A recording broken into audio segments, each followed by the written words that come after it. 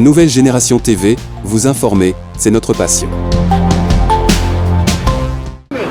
Mon maman, Mambo Masso, Mambo m'a changé, Mambo bouleversé, quelle que soit la longueur du temps, le soleil apparaîtra.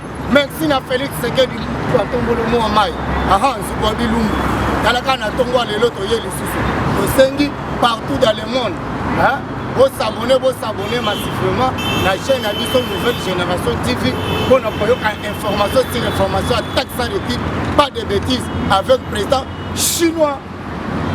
Mais là, il est passé viva. Viva. Il est passé viva. Viva. Ok, mon maman, mon maman, Mambo Masso, Masso Belé. Ndeto lobaka toujours na ndenge ya Congo central. Banzangu, Banzakilembe. Donc il pas Congo qui se loquait les qui savent. Lobaka toujours que Batulan Pakaba mon appel. Pélévé. Donc cela veut dire qui vivra verra. Ochete Mbemonia. Yango. Awa tokoti na kati actualité politique bandeko na biso. Baonyo surtout balandaka biso de partout dans le monde entier.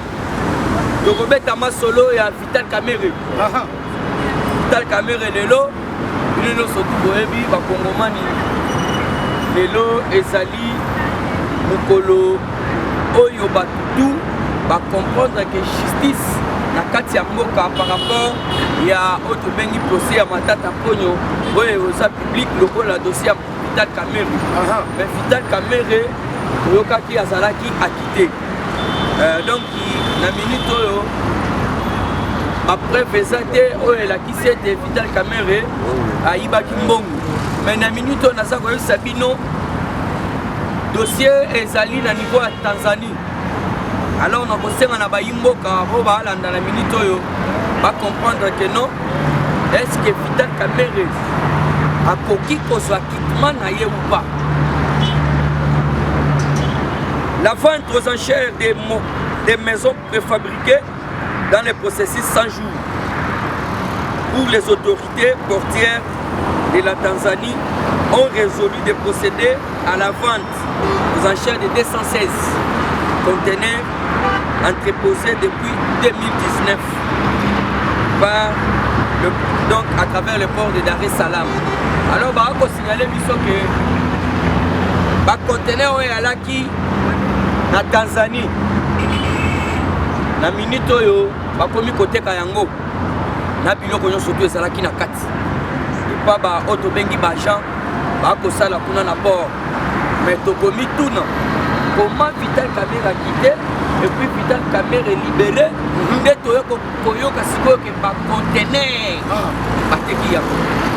Alors na minute oyo peuple eza na kati ya libu. Peuple eza na kati ya confusion totale. Otoyebite nini ezali na kati ya 216 conteneurs. Et tout ça ça sera boité comme ça. Dossier bon nango petit dossier mais ali dossier moko kwa dossier ba dossier mosusu. Oui. Parce qu'on signalé biso na Tanzanie que 216 conteneurs. Oyo elaki na biloko oyo faut ça la musala ya 100 jours. Maison préfabriquée. Puisque ba misala wana il fallait ça na manakana. Et ça na mapé na mbushimai. Awa na Kachati également. Mais aucun de beaucoup na Kachati. Ce qui va batongaki, aucun de na kana na soja tanda ko. Siko mutuna na biso peuple congolais doit li komutuna boye. Comment ça fait dire que Vital Kamerhe a quitté et Dédé babimisie na boloko. Mais toye comment na siko que non, ba conteneur e bando koteka. Oye bandaki stoppé depuis 2019. Donc on met tout depuis Kalawana. Ce qui est là qui n'a biloko il fallait ça la musala. Pour la ligne qui était pour et ça la musala. Oui. Bakaki Kamerhe mais yango ça stoppé. Kamerhe bimi mais tolo ki lelo ba bandu côté kango na port ya Dar es Salaam. Ache mabe. Yango na tokobele la biso tokolembate. Tout ça wana toujours on a pour réveiller conscience du peuple congolais. Merci Bayimboka lelo siko masolo mususu tokobete ezali dossier ya ndeko Matata Ponyo. Matata Ponyo lelo procès et aux la public pour azongaki un certain dimanche le 3. Alors Matata Ponyo la minute lelo le 11 procès et kozala wana ya kafu kafu. Il faut pas expliquer biso. Bongo yo ekendaki na projet ya parc agro-industriel ya Bukanga Lonzo. Bongo wana esalaki mosala nini matata ponyo tomoni kaka sali fait salama ya kotonga ya kolona ba massacre peuple congolais de partout dans le monde, de partout dans le Congo, balia basepela na projet wana to komona matata ponyo botel biso mwana donc masangu eboti université. Alors lelo il faut comprendre pour constitutionnel le lobaki est incompétent ya ko juger Moïse. Alors l'autre goye ba été cour de cassation puisque bango ne pas conduire donc bango va casser donc bango de cassation na cassation. Alors va comprendre que monsieur Matata Ponyo au PC na milité na été aya na lukuto ya cassation to me va positionner to tout le ata ni sa kuni balé to e baso ka ibate boté ko pata. Alors lelo ko za la procès moko très public na yango to ko senga na justice na biso. Justice na biso et à la justice oyo vraiment fati aza ko tela motema botomoni depuis maman Rose Mutomboya tolo baté depuis maman Rose Mutomboya justice est commis fait na foi toso komona ba procès koto yo bazo ba incompétence bazo ko déclarer incompétence na bango koto yo ba mibi ba ko bima koto yo donc tout ça pour comprendre que maman pour ça na yo ezalini nini ya bisabiso puisque même la Bible nous dit c'est la justice qui élève une nation. Mais soki bazo kanga mibi bazo bimisa bango botinda bango atana kanya makasi c'est ko bango pe baza ba mibi minene. On a minute le procès au peuple congolais boye lié. Il y a procès public. Boye ba été procès wana peuple congolais surtout alinga yeba que nos justice autopote ezalito ezate. Alors par rapport à procès à Matata Ponyo. Donc comme on policier parole tête aux belé au benda toujours mato ya Vincent Birunta. Vincent Birunta tozo kebisaye ande Vincent Birunta keba Birunta Kebayo yozo sakana na Fachi Beto boko sino kutuka kama na minito azali ande Bagdad Fachi aza mobali nani akokaki kotele mana régime sanguinaire ya Paul Kagame nani akokaki kobeta mbata na tolo liboso ya Paul Kagame mutute me Fakanambe Baliana Kagame Mousse Koutoloba ce sont ses frères. Parce que moi, je suis solo à télémé à l'objet vraiment que non, yo Kagame ndengo zali wana, ozali maître ya ba M23. Et puis na boye bisayo ngana diapason na hote portefeuille na to solo kende bana moko bimisa ba tout na yo libela kende. Si koyo koyoka toujours ta télémé. Hote to son di matin makambu gouvernement lobi wana. Il n'y a pas de pas question de cesser les faits. Au biso to salibo. To koye bisa Vincent Birunta. Biso to sana poser à cesser les faits de ceux qui vont resala ba parti to ko tati na kati ya Rwanda. Les partis personne déjà ça l'obert. Oui. Alors baki que nous ne sommes pas faibles. Merci. Tu as raison. Merci. Donc il y a ça sima papa. Ozo mona so mona so dondoa. Yeba ke mama na sima mama na yaza azali. Muko ntombora za mama na biso bana toza wana na sima bo ete combattant. Oui, merci. Birunta toza ko yebisa yo Birunta. Vous avez mal choisi l'adversaire. Fachi Beto n'est pas comme Hippolyte Kanambe. Puisque Hippolyte Kanambe réussira qui ya kosala ba panti. Na yango toko yebisa batonyo surtout ya PPRD. Batonyo surtout bazana na sima. Ya batuana ya bandongolo bisu. Toko yebisa bango boye. Bino bolobaki ke Rwanda azali na sima ya M23 te. Siko toko tuna mutuna moko. Bona koshite na yango. Toko mekato yeba. Kagame akei na Angola pour représenter banani. Et puis leur accueilli à 5 cesser les faits. À 5 cesser les faits par rapport à Arménie, Nini. Biso toko bundana armée rwandaise. Tous ceux qui bundana ba rebelles, mais biso moko to découvrir que non, ce ne sont pas les rebelles, ce sont les militaires rwandais. Na yango même Bintou Keïta Lobaki, cette fois-ci le M23 s'est comporté comme une armée lourde et sophistiquée et non qu'un rebelle. Bien parlé. Il peut se vivre. Alors on a respect à temps. Un article maloba président Kassa. Donc merci. Lumbe. Ah, oyo koya. Allez, Fatih, toi. Fatih, toi. Allez, Fatih, toi. Information, sur information, taxe à l'équipe, pas de bêtises. Avec le président Mbanzaki Lembe, on va tenir un mot. Tout Kadidiko. Béton.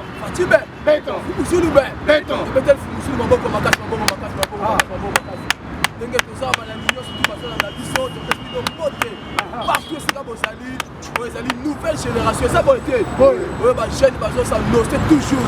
On fait ça toujours. Bah nous pour la mboka, on sait que libo. Liboso. Bah jeune, on va télémi à après on ça doit ça va là. Malam. Comment la première information dans la très déterminé ma case, ça va être. Oui, comme élection. Dans la bataille, on a mamé, on a mama, Mambu Maso, maintenant Fumusu maboko makasi possible maboko makasi elle kabuteli élection national bamota munyo surtout donc élection on peut se voir c'est l'île aboyi les informations élection président Tshisekedi azana nous à fonction azana nous à forme donc bino oboso la likambo élection dans ce kebisa batu o nanu baso ya na likambo élection OK bana bino en désordre parce que likambo élection nanu tozota ndenge mboka zoke mboka za malamu avec Fatih Beton, nous ferons des espoirs. Mais quand on a ça, mais tu as dit que Bino Badongolo Misu, tu as dit Maboko, Mokeba. Donc, l'élection, nous nous luttons. Dans ce pays, papa n'a même pas répondre à Bino P à l'objet de Bino Boé.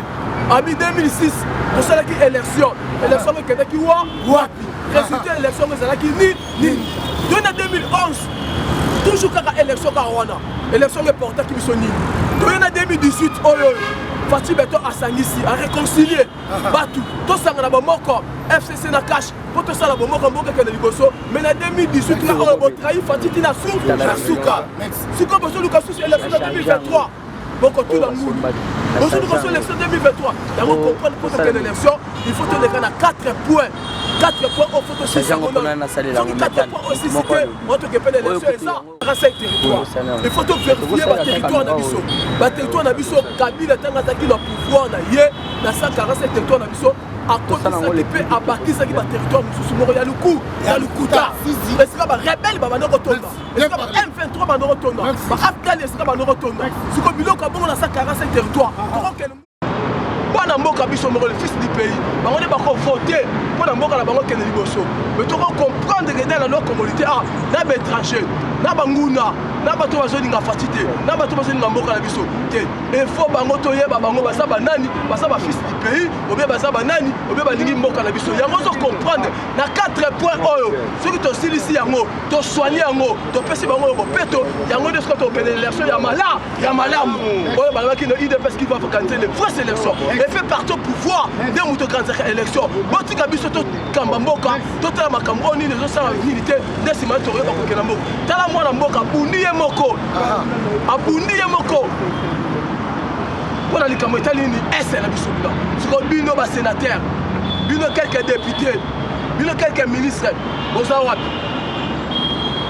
ayoki ke yoka danger ou rasoni soki abetaki ye moko billet $300 qui va sénateur va député va côté kuna mais puis souci la bande de S musique yoka bête qui fort $300 billet mais yoka va sénateur va député va côté parce que souci peuple au bazar S bazar yango to esi bloqué là botika Fatih Beton sala musala na ki bia yango zo mona to zo beta c'était awa yango comprendre ba chef coutumier va comprendre matadi wamba à comprendre que non qui se porte contre na kata la vision chef de l'état tous les chefs coutumiers matadi ko na bête c'était abi notre tika ba chef biso ba chef coutumier lelo to ye Fatih Beton pesi biso après si ils sont valeurs Fatih Beton à comprendre que non ba chef coutumier pe mutu basuna a fait chef de l'état na vision na ye Kabila tanga zalaki a so abandonné bino ba chef coutumier Kabila tanga zalaki a so na tamino ba costume na ba soulier wapi pouvoir na bino comme le matadi wamba bête qui c'était biso ba chef coutumier to sanga na bête to tombo na mboka na biso yango to comprendre lelo osoki ambongo na bato la bate ambongo so mona même na ba prince penge so mo baza contre Fatih Beton et ça bilo comme balé o zo tout ça ambongo les a gratuité d'enseignement les a pena tena fête banabi 3 ans ya tena fête o bana basali na so que non opesi moi ça nine aboyi ba maman ba sepeli na 300 euros bana bato ça na fête kitoko et peut passer kitoko et puis ba maman ba futi kaka 2000 francs congolais yango comprendre souci ya mbongo yango comprendre posa ya mbongo et ça ka mbongo te na fête et ça mbongo quantité dans seulement le kola so ka ngote ndaso de la colère la mbongo didi ambongo ouais kona na notre kuta lido Lume. Ah, oye koya. Allez, Fatincho. Allez, Fatincho. Information sur information. Texte ne dit pas de bêtises. Avec progrès de l'IDPS. IDP, c'est viva. IDP, c'est viva. Chaud. Loba. IDP, c'est viva. Le lot de lobby boye. Mosala auto sala les ala rapona ko conscientiser population. Baye ba na mboka baye ba libana baye ba na ba province na biso. Bo baye ba lolenga quand le chef de l'État est en train de conduire le pays. Oui. Mais dans l'entrée de jeu, premièrement, bien de vous abonner dans notre chaîne Nouvelle Génération Télévision, afin de permettre que votre base soit information et puis très bonnes informations. IDP c'est viva. Tolobi boye. Bato il faut baye ba mokonzi ya mboka akosala mosala ndenge bakongomani bazelaki ye. Parce que lelo nde tokoloba makambo ebele ekomi kozonga na nzela. IDP c'est viva. Vous comprenez que bato oyo lelo ba intérêt na bango za lisusu respecté te. Oyo bazalaki ko s'enrichir illicitement d'une manière illégale à Mosole à Congolais. Et le va comprendre que depuis mon côté Mboka zu pouvoir, Bakambouana ils ont sous la liété. Donc mon ibisonio sur le samedi passé na Kingakati. Olivier Lembe a réuni quelques journalistes au balakisi professionnalisme na bangote. Et surtout que nous étions surpris d'apprendre aussi d'autres journalistes ils sont au milieu du village. Alors que Bakenaki Kuna pour leurs intérêts et puis les réunions, les dessous de cartes de cette réunion, c'était la joie à Kinakati vis-à-vis à Nengembo Kansu Ezalaki envahi par Barwandais. Et ça, les journalistes à Mossou sous les lots, à la place de faire le travail, à la place de respecter l'éthique et puis la déontologie journalistique, ils sont là pour leurs intérêts et puis pour les intérêts de Joseph Kabila. Et nous savons que dans ce pays, Kabila est venu avec des bottes en caoutchouc. Mais aujourd'hui, il est en train de gommer plus de 2 ou 3 salaires.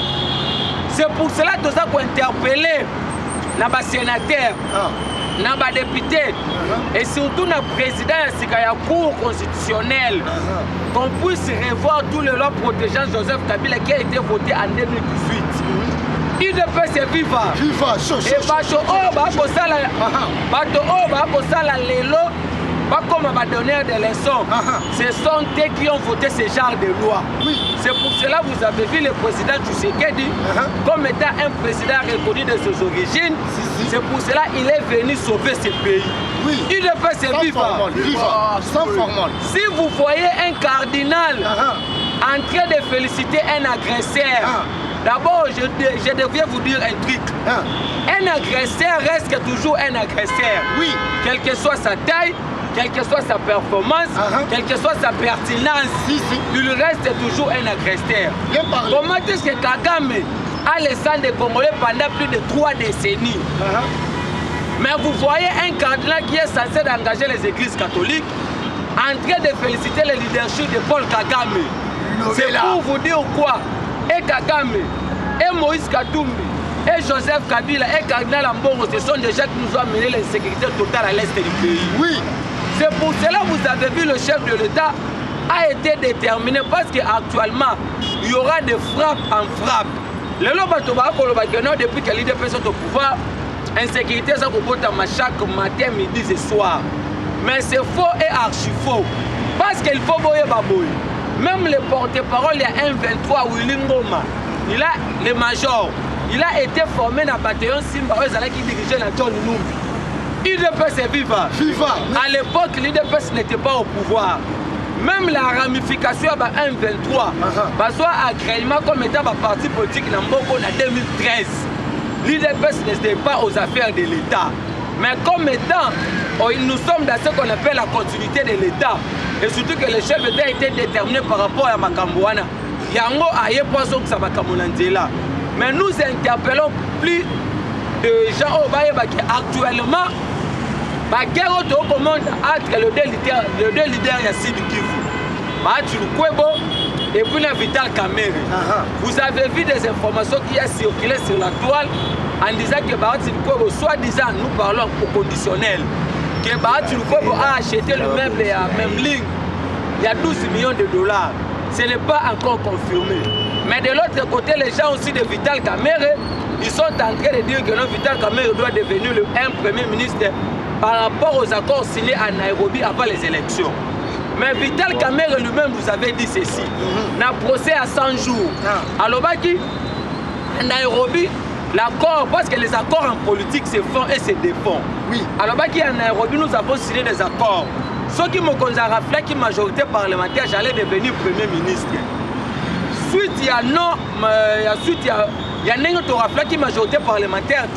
C'était ce qui avait fait que là, comme Premier ministre, mais par la volonté du chef d'État, j'ai été nommé comme étant le directeur du cabinet du président de la République.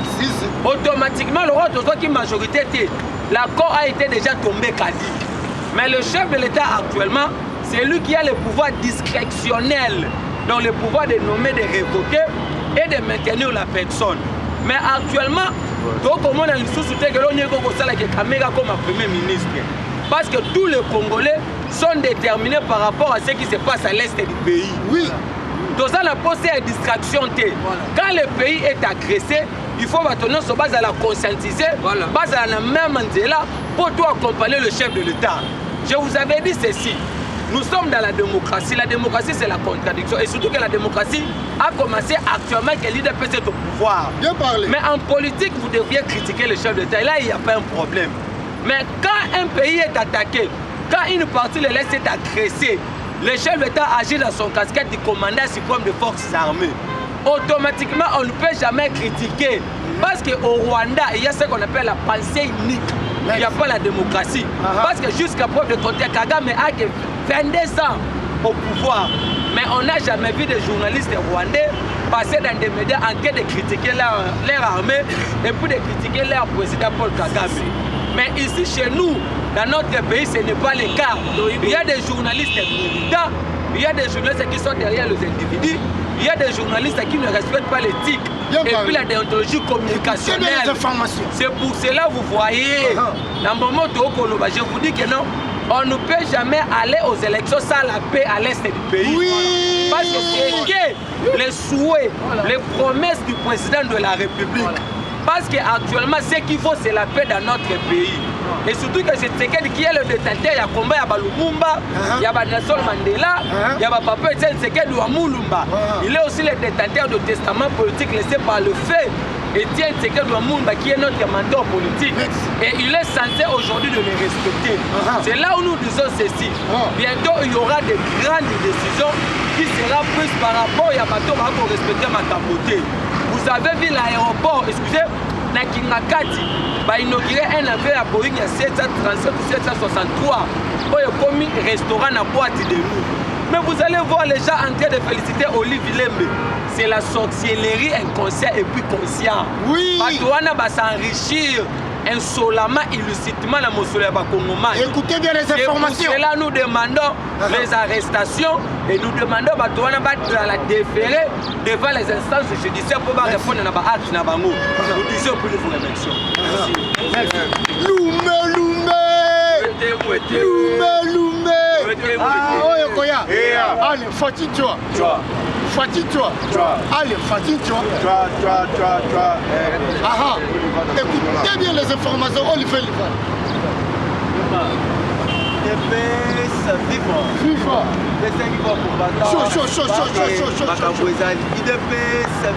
Viva. Awa biso tozo kumisa kaka mpotombolo Fachibe. Beto. Olivier Loyom. Bandeko esali ngai pasi na motema ya komona basoi-disant opposant na mboka oyo ya biso. Martin Fayulu na Kisangani toyebisaka bino ke na mboka na biso tozali na bato oyo bazali baini ya peuple congolais.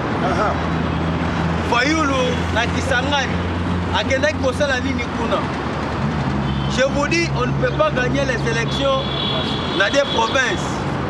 Kaka na Bandundu na Kisangani bakosa yo te. Élection bazo gagner en moyennant 26 provinces. Écoutez, mais c'est Fayulu. Fayulu dit quoi?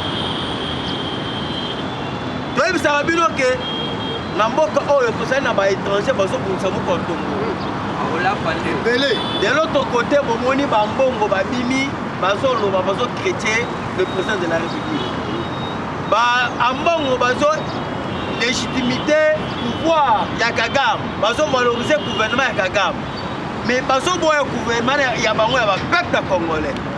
C'est pour vous dire que Mukontombolo malgré bazo bundisa ye bakomate parce que Mukontombolo azali na peuple congolais simana. Next. Fayulu alobi boy. La fraude se prépare déjà. Mais cette fois-ci, nous allons en finir avec les tricheurs. Le vrai gagnant devra être proclamé. C'est M. Martin Fayulu. Martin Fayulu alobi est tricherie et banni déjà pour ça. Pour na maïko et tel ma problème en 2023. Nous avons eu ceux qui ont espéré l'élection en 2023. Voilà. 2023, élection est ça. Avant élection, les autres seront d'abord.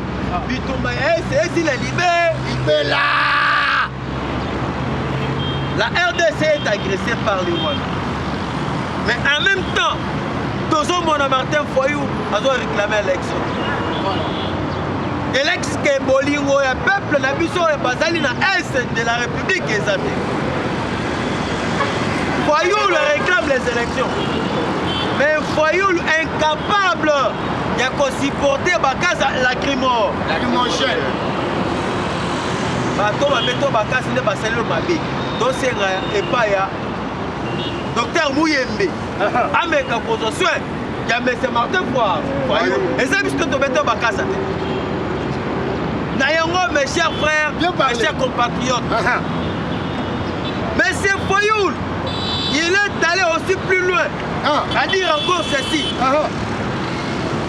Kagame blague avec les Congolais parce que nous avons des autorités faibles et illégitimes. Oui, Zali Kindoki. Dans le degré, mon thème à ma vie. Dans le motema mabe et en plus Kagame a le monsieur Martin Fayulu ajoute si j'étais au pouvoir écoutez ndenge mutona na motema mabe si j'étais au pouvoir la guerre non pas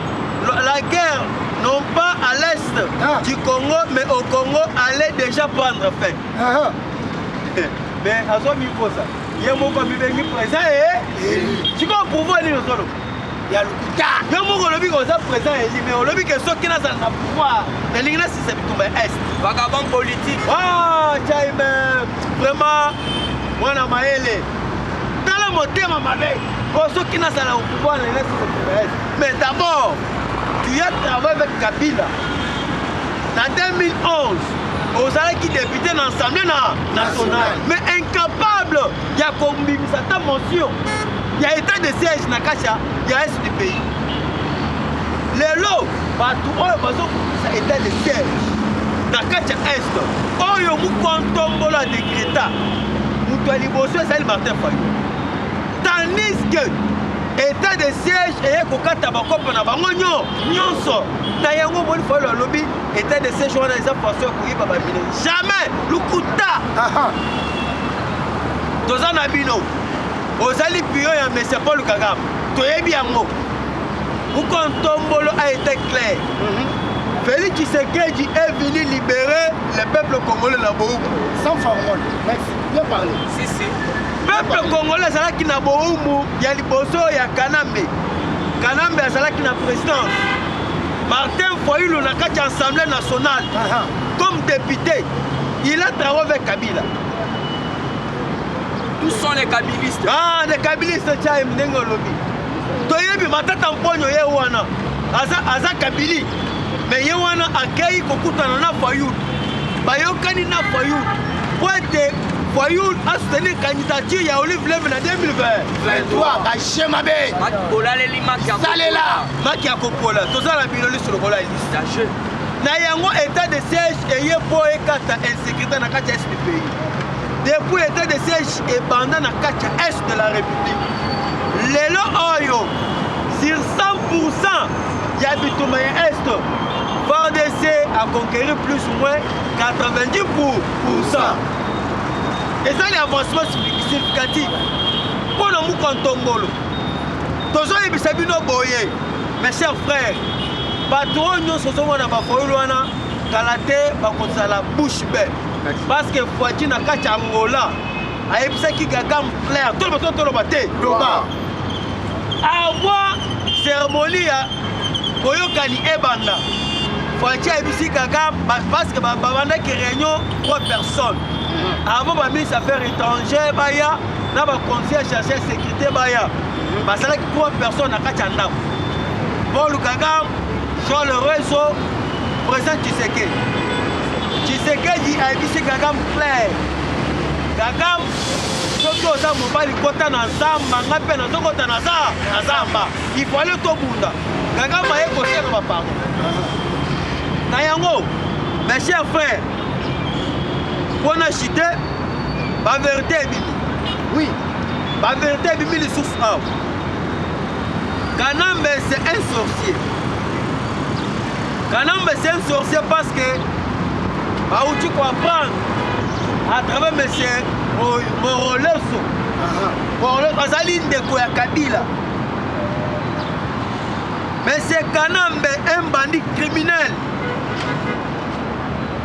Un bandit criminel. Il y a ce qu'on appelle un compte suisse.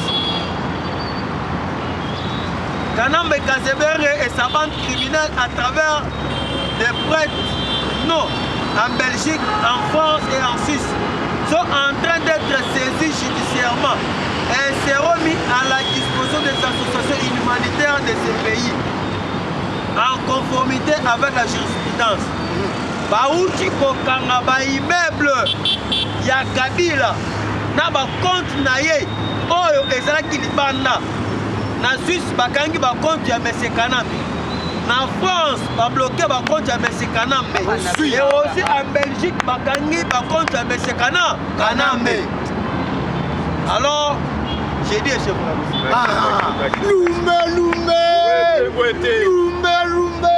ah oui koya allez Fatih toi Fatih toi allez Fatih toi information sur information texte ça requiert pas de bêtises avec Dieu merci Kalosé Milenia écoutez bien les informations Mamou Masso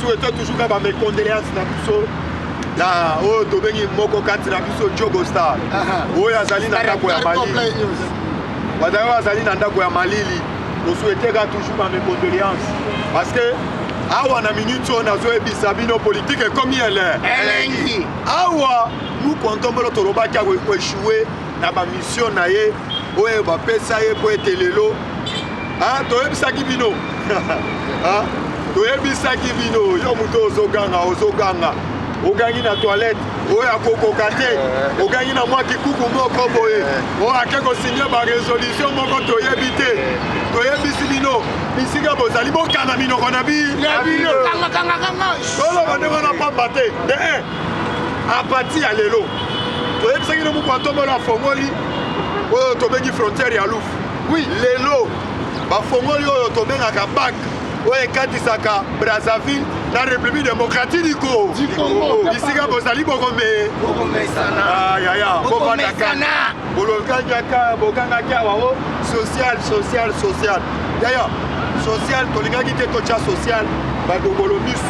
oyo bazali na bakoka agent baye na po de banane baali kobwakela biso po ete biso toluka moyen tosieta barécupere na 2023 mais lelo tozoyebisa bino oyo alekaki po ete azala sortie médiatique epenge tula mwisi ya zaza ake kuna na Kisangani ake kolanda soki nani toyebisaka bino kuna na Kisangani fwe na fwe parce que bacomprendre ete moto azosilisa oyo tobengi guerre na est ezali faci be mwa mai be leka mukishi be mukwantombolo be awa bomoni demandade totale Paul Kagame likolo oyo sortie médiatique lokola ngungi aswi ye lokola azali na hemorraïde interne akovanda lisu na oyo tobengi na kiti na ya bokonzi te muke abima ase justifié lobi nayebisaki bino ezalaki mbutu Paul Kagame na ministre ya affaires étrangères ministre affaires étrangères ake le plus loin ya kolobi ete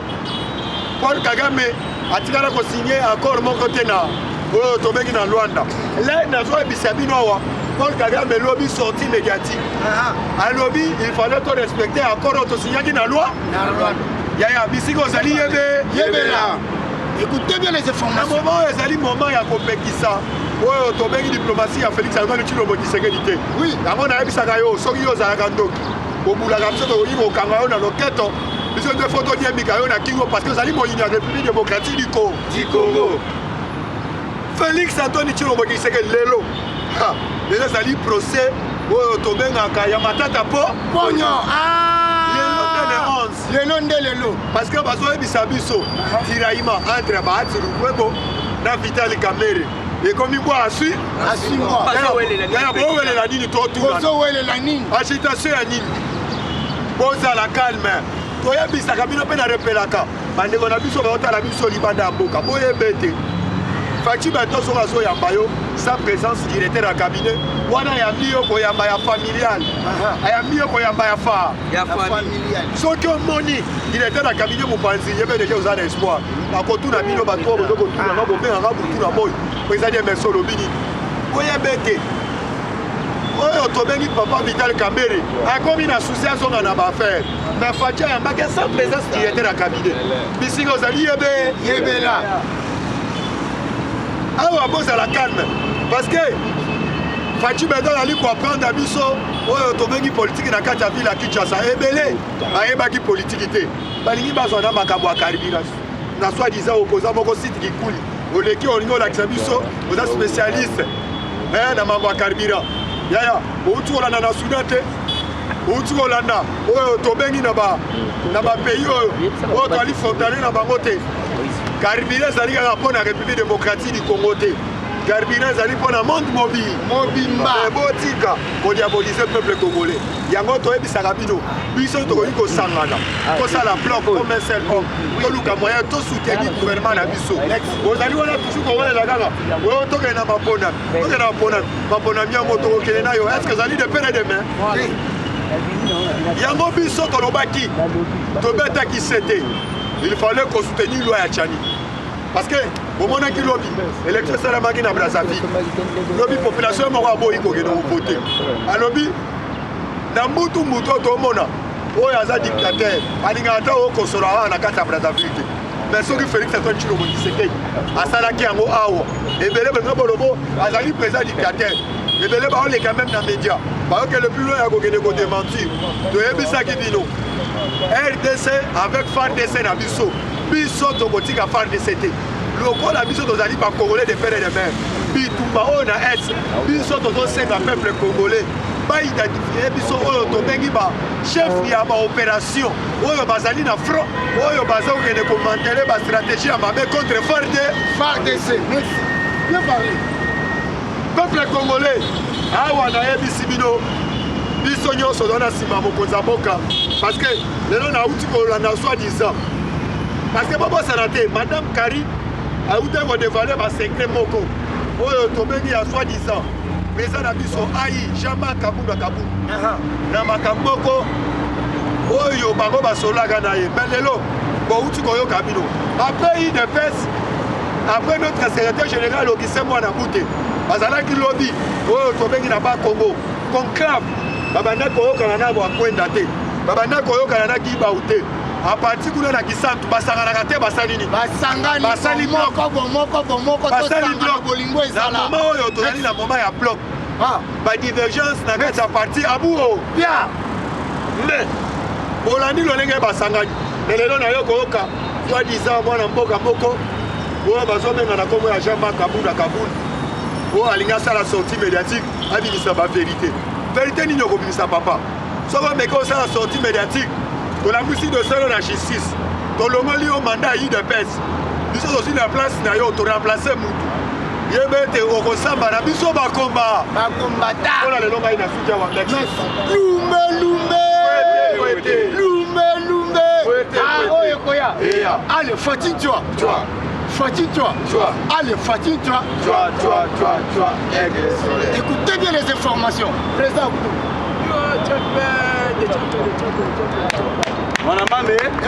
Mon maman, Fati Père, mbote partout dans le monde na balandi na biso ya nouvelle génération topesi bino mbote na ndenge bo renouveler toujours confiance na bino pona koyoka biso c'est pour cela toza kobeta toujours c'était bo s'abonner massivement na nouvelle génération TV wana ezali chaîne na bino bana ya mboka to continue actualité politique affaire ya Vital Kamerhe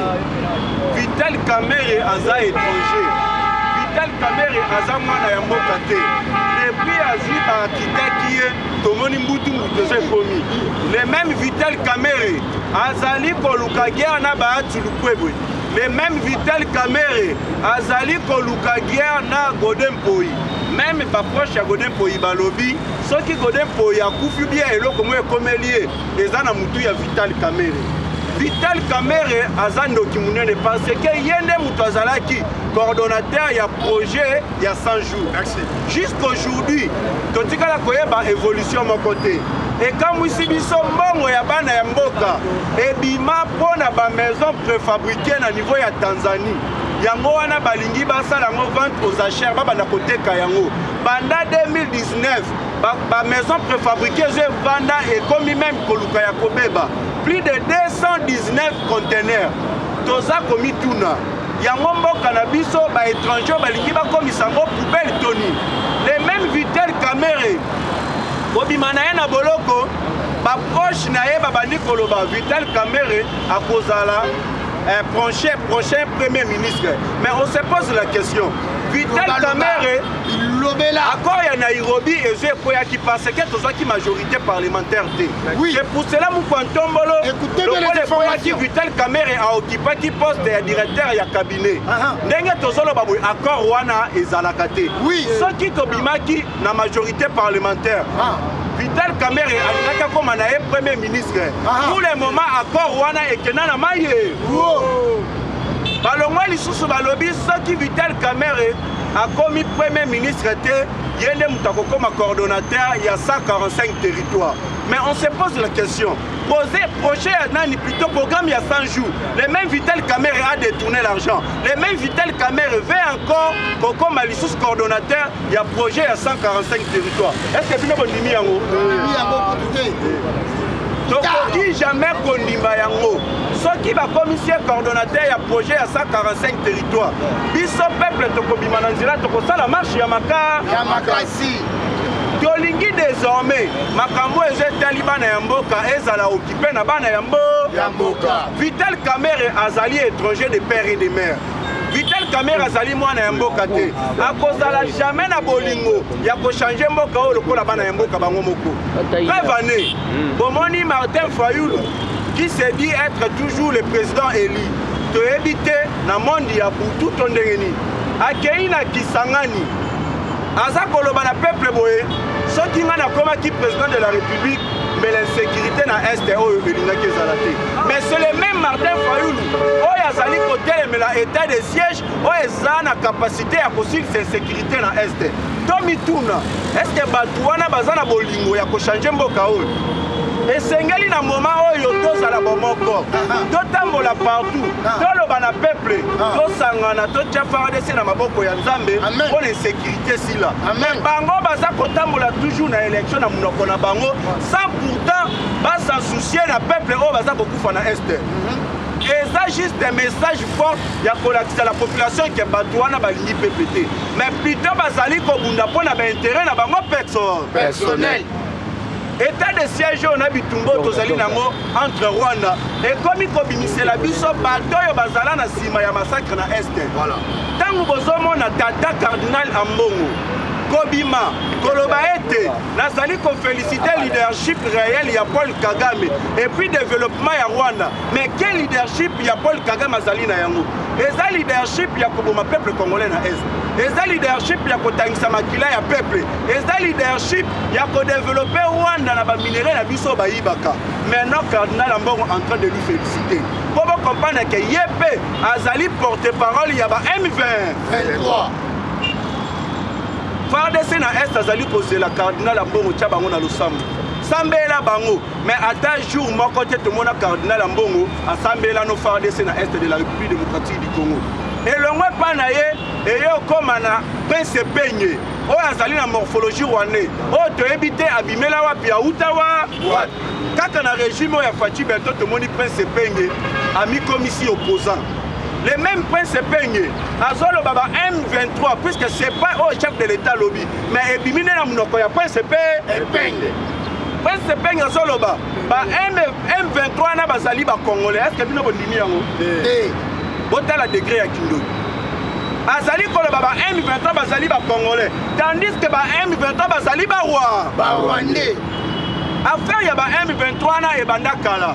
Mukwa Tombolo aye ko révéler aye kolakisa en face du monde que peuple avandaki me baminere na ye bayibaka yango bakoro Hippolyte Kanambe Kazemere asignana ba M23. C'est pour cela na ba entreprise publique na biso bazali na Assemblée nationale bazali na Sénat bazali na armée na biso bazali.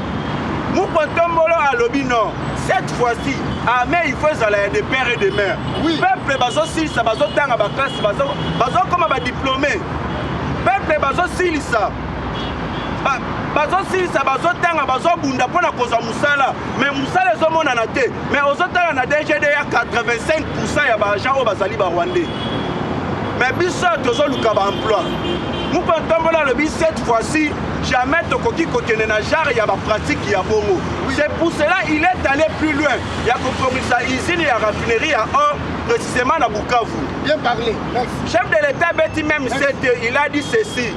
Ba minéré na biso ekoki jamais kobima na kimoyibi. C'est pour cela Rwanda a réactivé ba arme na ye. Bango balingaka toujours bayiba. Pourquoi pas peuple oyo a bénéficié de la richesse na ye? Voilà.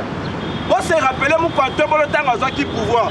Alobaki na peuple oyo ba millionnaire na ba milliardaire ba kobima kati na bango. Oui, si. Grâce à la richesse de Tozali Nayango, comment se fait-il que Tozan a pays les plus riches du monde, maintenant peuple les plus pauvres du monde? Awa bozomon na niveau ya Kingakati. Pendant le temps Tozoluka ba avion, ba bomi RVA, mais bazui kuna ba salisi terrasse, restaurant. Voilà. Na kati ya avion. Quel genre ya Kindoki? Na Kingakati. Olingo kono odameno malewa. Au boîte de nuit na kati ya avion. Tandis que biso tozali koluka ba avion. Bobomi RVA kaka bino. Quel genre ya batu ya bongo baza bandoki mine? Mais siko batu wana tata cardinal Ambongo en train de le soutenir. Oh le bana mobile na Olive Lembe na ko soutenir yo na ye. Mais Thérèse Kapanga la tango zo kufaki. Olobini nini? Rosimu Kenzi tango akufaki cardinal Ambongo. Olobini nini? Toye ko comprendre que cardinal Ambongo fait partie aussi de l'insécurité qui règne à l'est. Bandoki ya Congo babimi. Yango tozosenga peuple congolais. Tous se mobiliser. Tous à la moko parce que tous abana ya papa moko mama moko. Tous téléma. Tous barrer la route na ba étranger nyoso ya Congo. Merci beaucoup tout le monde. Merci. Ah ouais koya. Allez fatigue-toi. Fatigue-toi. Allez, fatigue-toi. Information, si information, texte ça retire pas de bêtises. Avec Messi, moi na Popi. Merci. Il dépêche viva. Mwana mama. Mambu maso. Maso belé. Ebisibino politique comme elle est. alors tozalaka kosepela parce que cette fois-ci tozwi couverture na mwana mboka Félix Tshisekedi oyo alingi pays na ye ekende likolo eza boye to boye te. Alors il faut boyeba politique actuellement ezokende ndenge nini. Il faut yeba ke na minute oyo ekamwisi bato tofanda na mboka oyo puissant oyo babengaka Kagame azwa verdict c'est la toute première fois. Kagame na écart ya 1 mois asala 12 interviews pe na 12 interviews wana a se contredire. Donc eza eloko moko ya black day. Allez-y comprendre. Et ça n'est pas même 2 jours Kagame a lobby a préparé na pire. Et les qui sous jour moko a outi loba awa ke aboyi guerre. Allez-y comprendre. Toloba qui cette fois-ci a quoi une faux poule ya mwana mboka Félix Tshisekedi. Alors oyebi ke Fati azonga kasimake azaka toujours na attaque. Bobosa na tie. Président na Angola kendaki na détermination. Contrairement à Badongolo Misu oyo balobaki ke Fati ake kotrahi, au contraire Fati ndakendaki kobeta Kagame kao kuna. Sanga kolanda politique ndekei okoloba boye okotala boye. Les mêmes M23 oyo basoutenaki masolo ya Angola, les mêmes M23 oyo tango masolo wana esili ba refusano en désordre. C'est-à-dire ba ko se rendre compte que makambo bakende kuna eza pona intérêt na bango te. Le président de la République a dit tant qu'il y a bokonzi ata 1 cm ya mabele ekotikala kokende jamais. Ekotikala kokende jamais. Lelo oyo makambo bombama ekomi kobima na kwasa. Po mona ke eza na batu oyo baboma mboka na biso bazali jusque là pe bazotambola na kimia nyonso. Bino moko bomoni événement uti oleka avant-hier na Kingakati. Au moment où bozolela ba avion mais 2 Boeing 737 na Boeing 767 oyo po batia monteur esala taba vol mais bango ba préféré basala ngo malewa pe malewa ngo cher wapi balobi tout moko $10. Donc allez-y comprendre. Bemba aye auti na exil akuta ina Fati ibisi Fati ndeza boye biloko papa na ngani nyonso bateki. Parmi babiloko tout babomaki ezalaki na aviation ya papa na bango. Oyo parmi ba avion wana ba bi kwa kwesa ba champion Bemba. Oyo ya ba champion Bemba. Donc basaleli avion ya ba champion Bemba malewa. Mais il y a des Congolais qui ont fait maboko. C'est la raison pour laquelle il faut comprendre. Politique, il y a Kabila et Zala qui a la population toujours pauvre. Pour être facile à manipuler les événements. Parce que la population est riche. Jamais on peut faire un événement, on peut faire 5 000. Donc il faut que les pauvres dans l'élection, on peut faire un bassin pour les députés. Oui, les députés sont les mettre dans l'Équateur. Voilà. Ils sont mettre pour voter. C'est ça les politiques. La limite pour contredire ma combat. Député dans le garage de la chambre. Donc la population est toujours pauvre. De façon que Bango ba manipulaka bango population wana alandaka bango na sima bangi ba contredire maloba ya président Félix Tshisekedi parce que ya loba ya créer ba milliardaire na ba millionnaire congolais soki ba millionnaire na ba milliardaire congolais ba créer c'est-à-dire population ya C a kozala isusu vraiment mutu ya pia kama kasite a kozala facile te ya ko manipuler boye yango wana tolobi boye biso to reculer lisusu te. Omoni Fati asali mbela abengi tous les unités. Au président lingela ki bango boule. Si bazole la réforme ya armée joka Fati azo sango na ndenge ya Sénat. Réforme ya armée déjà bando sa masé assez. Ba jeune ebele joka Fati de bela ndo bwaka ya Israël. Azo bwaka misusu na Égypte. To saka mukolo wana plutôt kanga photo na ba o ba utaka wana. Égypte. China, azana photo wana na babité ba utaka Égypte. Donc ba jeune wana ba ye déjà na minute destination na est. Kagame amoni mbela alobi gero na bande ko bundana Kabila ya ba black na moni ke Fati komisi bitumba ya solo. De omoni a refusé alobi ngana obunda te télévision okobunda lelo. Batu babi pourquoi Fati kendaki na Angola eze loko oyo ba président nyonso balobaki no bokendo sola il faut la ça d'ailleurs volonté qui alimine un peu pas solo. Mais ngi koloba te que ma solo inscrit Minduki dans le système ya tindika chakai. Donc tozo frapper tozo solo là. Le loko Kagame ba quitté ya Angola. na minute oyo nazoyebisa yo hôpital ya Rwanda rempli na bablessé ebele baza blessé na hôpital rempli na bablessé naza kuna baimage soda na famille na bango soda na mbetu famille na ye bango na bazoleyanaki na roi Président Messi, naloba te lobi bandeko ya S babengi ngai balobi bakateli kuna na Rwanda bakateli bango kura okokata bango nyonso bango akoro bandaki kosomba kwanga na liboke ya RDC cette fois-ci bakolo maboke bazoboke na bango Fatia alobi bakolo maboke bango moko balia liboke na bango liboke wana ezoba appartenir na pepe Congo biso donc Rwanda asikali na kwanga na maboko akolela oyo 3 ans ya pamba ebongo Fatia beta 20 ans mutu moko akolela na munoko ya mboka a comprendre déjà que allez-y comprendre déjà que politique yo Fatia zokele nango amaka akita ezosokise na pouvoir auti koloba awa ke aza na intention a postuler mais nde aza wana akomeka opostuler te parce que président bapesi ye mission ya kotia kimia na Afrique centrale aza président ya CAC d'ailleurs tous les présidents ya Afrique centrale bakoya awa le 25 merci bakoya awa le 25 Fatia koprésider réunion donc mututu oyo akosala manœuvre pour déstabiliser Afrique centrale président wana bakotia libanda abandi nao na Sassou Nguesso yo nga yo fongola kulu apo Kagame akota meka okokuta nanga na nzela na yo merci